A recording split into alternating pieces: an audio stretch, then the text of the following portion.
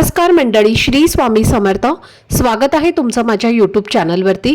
आजचा दिवस तुम्हा सर्वांना खूप छान सुखाचा समाधानाचा जाऊ देत हीच मी स्वामींच्या चरणी प्रार्थना करते आणि आजच्या या नवीन व्हिडिओला सुरुवात करते। पण त्या अगोदर तुम्ही माझ्या चॅनलवरती जर नवीन असाल तर चॅनलला पण लगेच सबस्क्राइब करा आणि कमेंटमध्ये श्री स्वामी समर्थ लिहायला अजिबात विसरू। उद्या 2 एप्रिल वार आहे गुरुवार आणि उद्याच्या दिवशी आलेली आहे हनुमान जयंती आणि दरवर्षी चैत्र पौर्णिमेला हनुमान जयंती साजरी केली जाते। कारण या दिवशीच भगवान हनुमानांचा जन्म झाला होता, त्यामुळे हा दिवस हनुमानांचा जन्मोत्सव म्हणून साजरा केला जातो। संपूर्ण भारतभर हा भगवान हनुमानांचा जन्मोत्सव अगदी भक्तिभावाने उत्साहाने साजरा केला जातो। चैत्र पौर्णिमा ही हिंदू नववर्षातील पहिली पौर्णिमा असल्यामुळे या दिवशी विशेष धार्मिक महत्त्व आहे आणि चैत्र महिन्यातील नवरात्र, रामनवमी आणि हनुमान जयंती सारखे अनेक धार्मिक सणही साजरे केले जातात। त्यामुळे या दिवशी घरातील पुरुषांनी व्रत ठेवून हनुमानांची पूजा केल्यास घरातील अडचणी, संकट आणि दुःख कमी होतात, तसेच घराची वर्षभर प्रगती होते। या दिवशी चंद्रदेवांनाही मान दिला जातो, कारण चंद्र हा आपल्या 16 कलांनी प्रकाश पसरवतो आणि अमृताचा वर्षाव करतो। त्यामुळे घरामध्ये सत्यनारायण पूजेसह माता लक्ष्मीची पूजा करून घरात सुख, समृद्धी, पैशांची कमतरता दूर करणे आणि मालमत्ता व संपत्ती वाढवणे शक्य होतं। तसेच या दिवशी स्नानाला विशेष महत्त्व आहे, कारण पवित्र नदीत स्नान केल्यास अनंत पुण्य प्राप्त होते आणि आयुष्यातील सर्व अडचणी, नकारात्मकता आणि वाईट शक्ती दूर होतात आणि त्यामुळे जीवनात आत्मविश्वास वाढतो। हनुमान जयंती हा दिवस भक्ती, शक्ती आणि निस्वार्थ सेवेचे प्रतीक मानला जातो, कारण या दिवशी साक्षात भगवान हनुमान आपल्या भक्तांना आशीर्वाद देण्यासाठी पृथ्वीवर येतात आणि याच दिवशी व्रतासोबतच काही प्रभावी उपाय आणि सेवा केल्यास जीवनातील सर्व अडचणी दूर होतात। आजच्या या व्हिडिओमध्ये तुम्हाला मी नारळाचा एक अत्यंत प्रभावी असा उपाय सांगणार आहे, जो तुम्हाला उद्या हनुमान जयंतीच्या दिवशी करायचा आहे।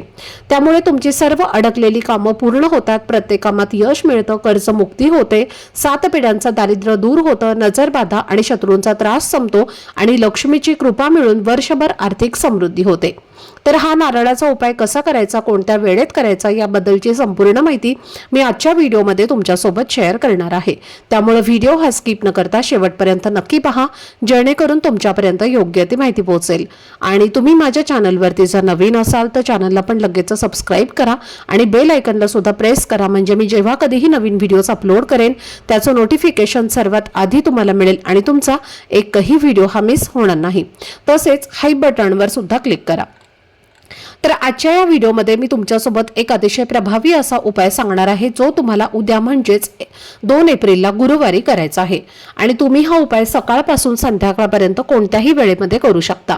पण शक्य असेल तर सकाळी लवकर ब्रह्ममुहूर्तावरती हा उपाय करण्याचा जास्तीत जास्त प्रयत्न करा, कारण सकाळी केलेल्या उपायांचे परिणाम अधिक वेगाने आणि प्रभावीपणे दिसतात।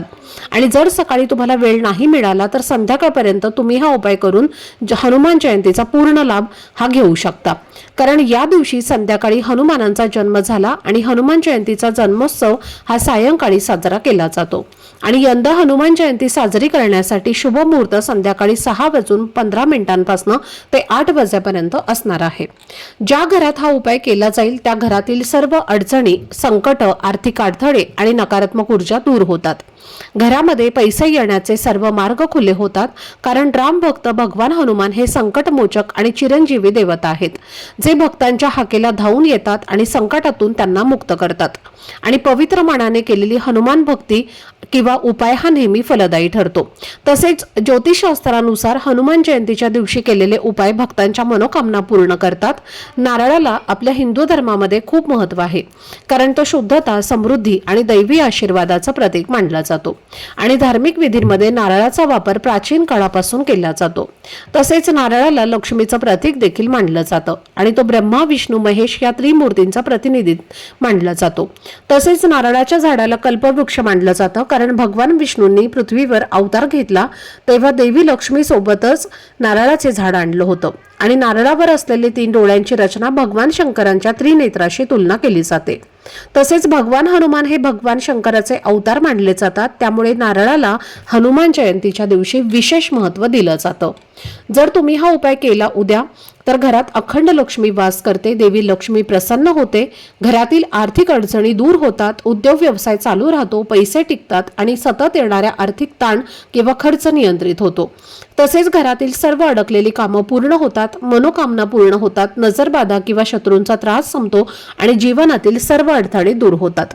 आता हा उपाय करण्यासाठी तुम्हाला उद्या गुरुवारी चैत्र पौर्णिमेला सकाळी लवकर उठायचं आहे, स्वच्छ स्नान करायचं आहे, आंघोळीच्या पाण्यात थोडीशी हळद, थोडे गंगाजल टाकायचं आहे, नंतर स्नान करून स्वच्छ कपडे परिधान करायचे आहेत आणि सर्वप्रथम देवघरातल्या देवतांची विधिवत पूजा करायची आहे.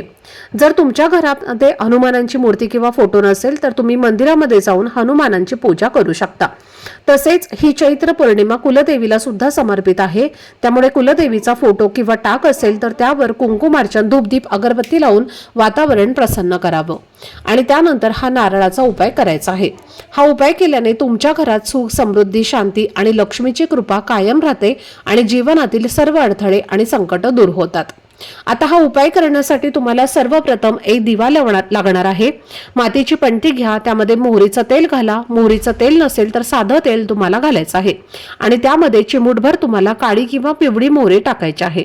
त्यानंतर सोबतच तुम्हाला एक नारळ लागणार आहे. ज्या नारळामध्ये पाणी असेल असाच नारळ तुम्हाला घ्यायचा आहे. पूजेमध्ये तो अगदी तुम्ही वापरलेला आहे किंवा असा नारळ तुम्ही तो घेऊ नका, म्हणजे नवीनच नारळ तुम्हाला घ्यायचा आहे. त्यासोबतच तुम्हाला जो लाल पिवळ्या रंगाचा कलाव्याचा धागा असतो, ज्याला मौली धागा म्हणतात, तर तो धागा सुद्धा तुम्हाला आणायचा आहे. फक्त 10 रुपयांना हा धागा मिळतो. जिथे तुम्ही नारळ घेणार आहे तिथूनच हा धागा तुम्ही मागितला तरी सुद्धा तुम्हाला तो मिळून जाईल.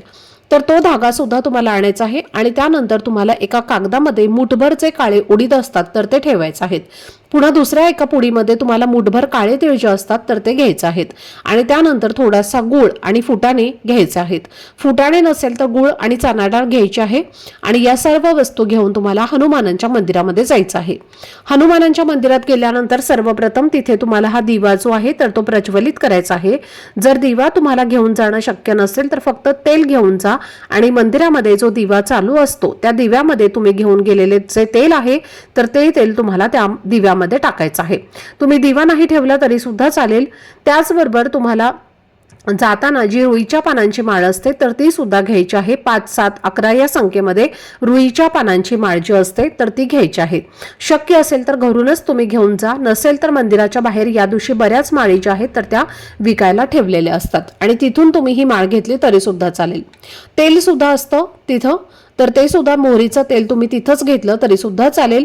तर ही माळ तुम्हाला मारुतीला घालायची आहे आणि त्यानंतर मारुतीच्या चरणी तुम्हाला हे काळे उडीद जे आहेत आणि काळे तीळ जे आपण आणलेले आहेत, गुळ फुटाणे जे आपण आणलेले आहेत तर ते तुम्हाला अर्पण करायचे आहेत. आणि हा जो नारळ आहे तर तो आपल्या दोन्ही हातामध्ये घ्यायचा आहे आणि ओम हन हनुमते नमः या मंत्राचा जप म्हणायचा आहे.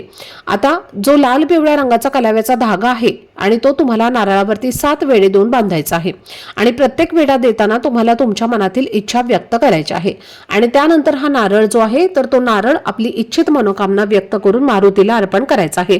फोडायचा नाही, फक्त अर्पण करायचं आहे आणि तिथे मारुतीच्या मंदिरामध्ये बसून तुम्हाला एक वेळेला हनुमान चालीसेचा पाठ करायचा आहे. जेव्हा तुम्ही मंदिरामध्ये बसून हनुमान चालीसेचा पाठ करता तेव्हा साक्षात भगवान हनुमान ही हनुमान चालीसा जी आहे तर ते ऐकत असतात असं म्हटलं जातं आणि म्हणून अगदी शांततेत तुम्हाला हनुमान चालीसेचा पाठ करायचा आहे. आणि पुन्हा एकदा दोन्ही हात जोडून भगवान हनुमानांना तुमच्या आयुष्यातील अडचणी दूर करण्यासाठी मनोभावे प्रार्थना करायची आहे. हनुमान जे देवता आहेत तर ते संकट, अडचणी, विघ्न दूर करणारे देवता आहेत आणि या दिवशी आपण मनोभावे असा नारळ त्यांना अर्पण केला तर त्यांचा आशीर्वाद हा आपल्याला प्राप्त होतो आणि त्यांच्या कृपेने आपल्या आयुष्यातील अनेक अडचणी ज्या आहेत तर त्या दूर होतात. त्याचबरोबर आपल्याला या चैत्र पौर्णिमेच्या दिवशी लक्ष्मी प्राप्तीसाठी आणि धनप्राप्तीसाठी एक अतिशय प्रभावी असा उपाय करायचा आहे. हा उपाय सुद्धा करण्यासाठी आपल्याला एक नारळच लागणार आहे. ज्या नारळामध्ये पाणी असेल असा नारळ तुम्हाला घ्यायचा आहे. त्या नारळावरती कुंकवाने तुम्हाला सर्वप्रथम एक स्वस्तिक काढून घ्यायचा आहे आणि त्यानंतर हा नारळ घेऊन तुम्हाला आपल्या देवघरासमोर बसायचा आहे. उपाय करत असताना देवघरामध्ये दिवा जो आहे तर तो चालू असावा, दिवा प्रज्वलित करायचा आहे आणि त्यानंतर तुम्हाला ही सेवा करायची आहे। आता हा नारळ तुम्ही घेतल्यानंतर त्यावरती स्वस्तिक तुम्हाला काढायचं आहे। नारळ दोन्ही हातामध्ये घ्यायचा आहे आणि एक वेळेला कनकधारा स्तोत्राचं पठण करायचं आहे आणि एक वेळेला श्री सूक्तमचं पठण करायचं आहे। आणि हा जो नारळ आहे तर तो आपल्याला माता लक्ष्मीला अर्पण करायचा आहे। माता लक्ष्मीचा फोटो असेल, मूर्ती असेल तर तिथे समोर हा नारळ तुम्हाला अर्पण करायचा आहे। आणि त्यानंतर मनोभावे माता लक्ष्मीला आपल्या घरामध्ये लक्ष्मी प्राप्तीसाठी आणि धनप्राप्तीसाठी प्रार्थना करायची आहे। कुटुंबाची भरभराट व्हावी, आर्थिक अडचणी दूर व्हाव्यात अशी तुम्हाला प्रार्थना करायची आहे। आणि त्यानंतर हा जो नारळ आहे तर हा नारळ तुम्ही दुसऱ्या दिवशी एखाद्या देवीच्या मंदिरामध्ये जाऊन अर्पण करायचा आहे किंवा तो शक्य नसेल तर एका लाल रंगाच्या कपड्यामध्ये हा नारळ तुम्हाला बांधायचा आहे आणि तुमच्या मुख्य प्रवेशद्वारावरती आतल्या साईडने ठेवायचा आहे किंवा बांधायला जागा असेल तर तिथे तुम्ही बांधला तरीही चालेल किंवा ठेवला तरीही चालेल। आणि पुढच्या पौर्णिमेला तो तुम्हाला सोडून घ्यायचा आहे आणि वाहत्या पाण्यामध्ये तुम्हाला तो विसर्जित करायचा आहे। तर अशा पद्धतीने आपल्याला या चैत्र पौर्णिमेला म्हणजेच हनुमान जयंतीला हे 2 नारळाचे अत्यंत प्रभावी उपाय आहेत तर ते नक्की करायचे आहेत। हे उपाय केल्याने तुमच्या जीवनातील ज्या काही समस्या आहेत, ज्या काही अडचणी आहेत तर त्या नक्कीच दूर होतील। त्याचबरोबर जर तुमच्या कुंडलीमध्ये शनीची 7.5 असेल, सतत तुम्हाला या त्रासाला सामोरं जावं लागत असेल किंवा तुम्हाला त्याचा त्रास होत असेल किंवा सतत तुम्हाला आजारपण असेल तर या हनुमान जयंतीच्या दिवशी पिंपळाच्या झाडाखाली मोहरीच्या तेलाचा दिवा लावा। त्यामुळे नकारात्मकता दूर होते, भीती जी आहे तर ती पूर्णपणे नाहीशी होते। तसेच जर तुमच्यावरती एखादं कर्ज असेल आणि प्रयत्न करूनही तुमचं कर्ज फिटत नसेल, कर्ज फेडण्यासाठी योग्य मार्ग मिळत नसेल, तेवढा पैसा तुमच्याकडे येत नसेल तर कर्जमुक्तीसाठी तुम्हाला या हनुमान जयंतीच्या दिवशी रात्री हनुमानांच्या मूर्तीसमोर बसून ओम हनुमतये नमः या मंत्राचा 108 वेळेला जप नक्की करायचा आहे। त्यामुळे नक्कीच तुमची कर्जमुक्तीसाठी तुम्हाला याचा फायदा होईल, कर्ज फेडण्यासाठी योग्य मार्ग मिळेल। तर हे सगळे उपाय तुम्ही पूर्ण निष्ठेने, श्रद्धेने आणि विश्वासाने नक्कीच करा, त्याचं शुभफळ हे तुम्हाला नक्कीच त्यामुळे प्राप्त होईल। तर ही अत्यंत महत्त्वाची माहिती मला तुमच्यापर्यंत शेअर करायची होती। आजचा हा व्हिडिओ जर तुम्हाला आवडला असेल, माहितीपूर्ण वाटला असेल तर व्हिडिओला लाईक करा, चॅनलवरती नवीन असाल तर चॅनलला सबस्क्राईब करा आणि हा व्हिडिओ आपल्या मित्र परिवारासोबत जास्तीत जास्त शेअर करा। चला तर मग भेटूया पुढच्या व्हिडिओमध्ये। तोपर्यंत सर्वांना श्री स्वामी समर्थ। धन्यवाद।